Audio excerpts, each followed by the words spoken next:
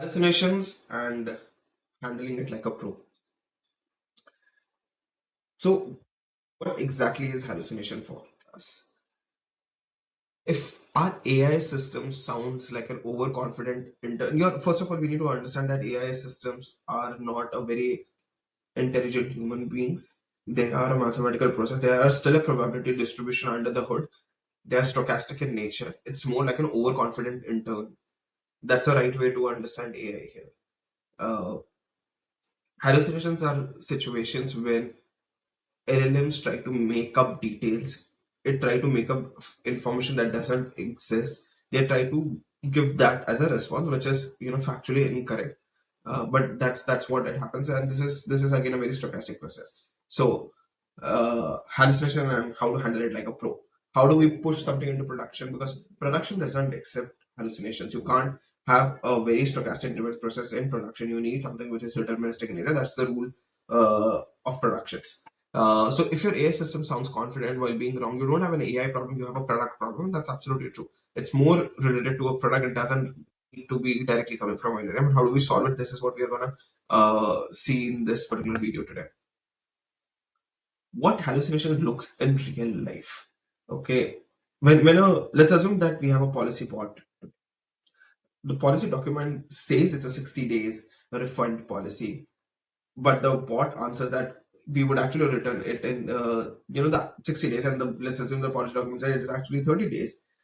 This cause chaos, right? Because there are two misleading conversations that's happening here. AI is misleading the conversations here. How do we ensure that? First of all, we need to understand why it happens like this. Why AI is giving this misleading information when it doesn't exist? Why it is making up this detail? So for that, you need to understand a little bit of the LLM's architecture. The LLMs are context-driven architectures, right? So it takes your document, it creates chunks. Like every word is a different, every sentence is every word is a different vector. Every vector has a different context understanding. It's a different way. In a human terms, it's more of interpretive that every context can be interpreted in a different ways, right? So your document might have different sentences that could be contradicting context settings with each other. This particular sentence would can say something else, this particular sentence can say something else. So it's like, how do you interpret it when there are just multiple context settings there, and it's not related to document as well, it's all related to document plus LLM interpretability. So together it creates a different context. Again, when it's giving an answer, it tends to assume some stuff. It tends to pick up from the highest weight and give you that response, largely to do with LLM interpretation and the way we see that why hallucination happens. So first of all, hallucination is not LLMs are not designed to give you answers. They are designed to predict the next keyword, the next token. What next to the current already said word would suit better for the next word. This I have already said 10 words. What should be my 11th word? I said 11 word. What should be my 12th word? This is what LLMs do.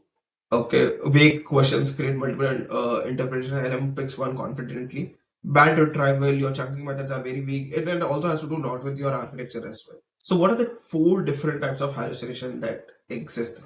Right. So, in a broader category, anything that is not expected as a response is hallucination. One is a factual invention, where it made make up some facts, numbers, polyterm citations, and I'll take a kind of pause here to reiterate on a very important thing that a lot of this enterprise builders who are building production level, they do and they still don't end up, that is using citation as a source of eliminating hallucinations. That's not true. LLMs can still hallucinate in citation as well. They can accurately give you the source that I have taken information from this source, but when you actually go to the source, there's no information at all. So again, at factual invention, when it create facts, when it get numbers, polyterms, and all of these things. Citations doesn't help it. Again, as we mentioned, it tells you this is the source, but when you actually go to the source, there is no information at all. Second is misattribution. The facts are right, but the source is wrong itself, right? So it's very important to know why both of these systems are necessary. So when you talk about systems in production, there cannot be black boxes. What do I mean by that? Even if you are giving an answer, it's okay. It might be accurate, it might not be accurate. It's a separate story. But how you arrived at that answer, what is your source, what is your logic, what is your heuristic? That's very important for systems in production. The debugging, the traceability metrics is important. Black box is not something that goes to production. So here we need to understand the response should be right, should be factual. the source should be factual, should be right. Assumptions should be laid out very clearly. What are the steps that you have, kind of used to arrive at this response must be addressed. Okay, so correct fact, wrong source, codes, laws, docs, URLs. Third is overreach. Answer goes beyond assumptions when kind of it takes your its own assumptions. Okay, you present AI with bunch of evidences. This is happening, this is happening, this is happening. You would notice if you directly give it off the shelf to an LLM model, it would directly make an assumption. Oh, X, Y, Z is happening because of X, Z is happening, and all of these four events might be absolutely non-correlated. So this is what LLMs do. They do assume a lot of stuff, and again, it all has to do with context engineering, how LLMs are designed, how they're designed to give you the next token prediction. It's more in terms of kind of how this multiple context comes together. This is what LLMs do, and what is the probability distribution there. Type 4 of hallucination is wrong action. Misuse of the tools, wrong API calls, wrong at wrong time, wrong function parameters are extracted and called. All of these are something which is not expected by an LLM response, is what we'll at a high level categorize as hallucination. Now, how to handle hallucination like pro? So first of all, you need to understand any AI system in the world, or if anyone says zero hallucinations or 100% accuracy, either he is God or either he is lying. Right? That there exists nothing like zero hallucination. The whole idea is to maximize probability distribution to enter into a safe outcome zone. So how do we do that? So the ground answer is in evidences, right? We need to extract a fact sheet is what I call it. So fact sheet is a sheet which is it doesn't need to be responsive. It just needs to be accuracy driven stuff. That if let's assume that it's a chatbot. If there are 100 different questions, 100 queries, what is the right responses to them? It doesn't need to be context right. It doesn't need to be numerical right. Okay, this whenever someone asks related to policy dates, it needs to be 30 days. That's the response. That's it. And now what we're going to do is we're going to see what exactly works here. Not changing in the prompt and context engineering definitely gives you a better output, but that's not something that gives you, that's not, there's still scope of improving the systems. So the first thing is that separate answers from proof, verify before you speak, escalate or refuse when evidence is missing, is giving the LLMs the liberty of not responding. And that's the freedom to LLMs for a lot of things, that you have the option to not respond when you're not confident. This alone shifts the hallucination index from, let's assume your hallucination index is somewhere at 80%, 70%, it shifts it to 60%, giving the LLMs the liberty to not respond when they're not confident. Okay, step by step, step one, step two, step three, whereas LLMs can easily make up step one, step two, step three, and there is a whole research around that, and a whole research paper that Anthropic released, that your actual responses and the steps that it mentioned might have zero correlation. It might say that I did XYZ to arrive at this responses, but in reality it did not, right? So that's also part of the problem, and we're going to address it in this video. How do we still get something into production well this many sets of problems happen? So ground answer and evidence, separate answers from proof, verify before you speak. So we understood, right? Just giving the LLMs liberty enough to not respond when they're not confident improves the hallucination index a lot. And this is coming from our experience of deploying 80 plus kind of systems in productions, enterprise level of LLMs driven, generative AI driven architectures. So this all is coming from that understanding what actually works in production. So we also understood that, right? When you, even if you ask LLMs from step one, step two, step three, it very well can hallucinate and make up these steps as well, right? But still, that is something that has seen. We are talking here in terms of not just one index, right? You're trying to diversify your methods and use them in consensus to maximize your probability distribution. There are some methods that work in one situation. There are some methods we work in other situations. We are trying to just maximize that. Okay, let's bring all of these methods together and let's maximize the probability distribution. That's our goal. So we are not going to say that this is one magic method that's going to work and resolve. We are going to look at different methods. We are going to combine them and we are going to use them. So one thing is definitely giving the LLM the liberty of using, not responding. Second is also giving the LLMs to provide each and every step. How did they arrive at the responses?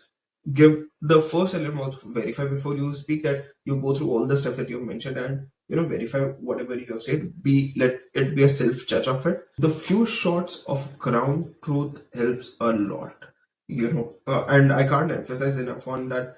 Giving the examples, LLMs are slaves of context, are very sensitive to prompts, what details we provided. So just giving the right understanding, okay, these are the kind of few shots, this is how you need to arrive at a responses, helps a lot. If you give the step one, step two, step three, and few examples of that, and you generalize it, that when given mathematical equation, okay, first lay out what are the givens, then lay out what are the parameters that exist, then lay out the theorems that I'm going to use, and then you feed in the values and you start solving it. This alone step by step process helps LLMs a lot. So details, the more detail, the more context you give LLM how to arrive at a response, the better it starts performing. So proof first answers that we always ask LLM to arrive at an evidence, right? Read that evidence, clearly lay out what are the assumptions. So one thing is you're giving details in your prompt or your context as well. One thing is you also need to ask LLMs the detailed output. So here, first of all, we are only looking what we can do at the prompt level, at the context level, at the user prompt, system prompts level. That we ask it for the assumptions. We ask it that what if the information missing? What are the next steps? What are the evidences? What are the citation codes that we're going to use? What are the IDs? Assumption. This is alone. This is something that's going to definitely help. This alone is going to improve the 15 to 20% of hallucination index. And what's going to make this on steroids is structured outputs. The moment you install structured outputs, the LLMs again driven. So if you take it as a process, there's a stochastic and there's structured output, there's a deterministic way of coming at it, right? So, and now I'm talking about an architecture which would improve the hallucination index by more than 40-50%. So one thing is that you ask for citations, and this is what you're doing in the prompt level itself. You're asking for citations, you're asking for liberty if the response is, if you don't find any evidences, right, don't respond. What actually turn this is going to improve your accuracy by 20-30%. What's actually going to make a huge significant difference by 50% is the architectural difference. That's a cross model refraction stuff. What do I mean by that? It's also LLM as a judge. It's a variation of that, but a variation that actually gives you results. So you ask LLMs that you give this response in a structured output. So there are structured output. Structured output is can be a JSON or can be a pydantic class. Okay, this can be the response. This was a query and this is a response. That can be as simple as that. It can be laid out in a different format depending on the use cases. It's a structured response output. When you do that and you pass it to another, so there is a maker and there's a checker, and maker checker alone is not enough, it's a maker checker maker always.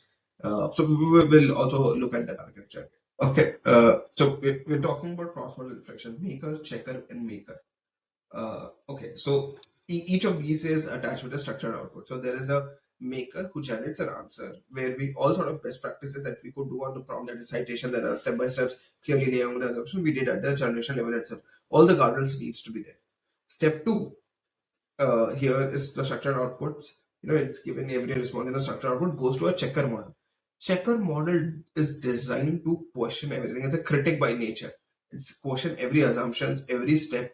It's gonna, and it is also a structured output format. So the whole idea is that it's the whole area of structured output. Is to ask questions on what is your assumptions. Based on these assumptions, you arrived at this and kind of make an independent view on that. Okay, this is right, this is not wrong, and the citations that it mentioned actually goes to that citation as check against it. Is there something that is actually existing like this? And the good way of doing it is a cross model, which is like using generation model is separate and this model is separate. Why does that matter? It again comes back to probability. This element is trained on certain set of context and data that makes a certain level of probability distribution. This is trained on different data that makes us different area of probability distribution. And when you combine both of these probabilities together, you mathematically happen to have a higher chances of getting accurate responses. Perhaps also in other words, that some models are really good at checking, being critic, and some models are really good at generating stuff, right? It also boils down to that. Okay, so now coming back to here, uh, you ask your checker model, and it's also structured output. It also gives you that, okay, this is the step I verified, and this is my kind of response, and this is my feedback, this is my feedback, all the steps, and you again give feedback to it, to your generator model. This generator model context is little different. It says that it was your generation, these are the feedbacks. Now, based on this feedbacks, how accurately can you transform this? It says, okay, yeah, you're right. I look at that citation and actually it's not that information. There is a different information that needs to go there. Let me again have a look at it and give you the response. It again looks at it and gives you the response, and looks at all the assumption, all the feedbacks, and gives you the response. This alone itself improves the accuracy by more than 50%, or perhaps hallucination by more than 50%. Also, the idea is again taking from the ML days. The idea is that it's not accuracy that matters the most. It's the reliable decision under uncertainty. That you have an accurate, there's no black box. You know what you're saying. It's the reliability that matters more than accuracy here. So again, putting that back into a consensus, or what are the sets of guardrails that actually work. So first of all, there are certain best practices that we need to do at generation level that works marvelously. That is giving the limiting your source of information, right? You're only allowed to take data from this source helps a lot. The moment you start giving this as the this is something that actually works for hallucinations. Format a really good structured disciplined template, that this is your answer template, works marvelously here. High risk topics forced to look up that even there's something that is related to some a really high risk topics categorized into that, it must and must always look into that. It needs to ask for clarification, it needs to lay out assumptions, it needs to kind of give you a confidence score, and based on confidence score only then it responds. Refusal to go to the next step or respond when it's not confident. So this kind of guardrails and design steps helps a lot. Schema validated tool calls, deterministic post processing, timeouts, retries, independencies, rack quality, rate limits, and caching. These are more of engineering. Here, I want to focus more on terms of context engineering, designs level stuff. So, limiting your source, asking it for citations, asking it for steps, assumptions, having a templated response helps marvelously. High risk topics, always look up. Confidence gating, refusal to respond when the next steps are not mentioned, and having the maker checker. Maker is all we need to handle hallucination like pro. Once you have this, we are absolutely sorted for our systems to go into production. We can make sure that 98% of hallucination is reduced or is not impacted now.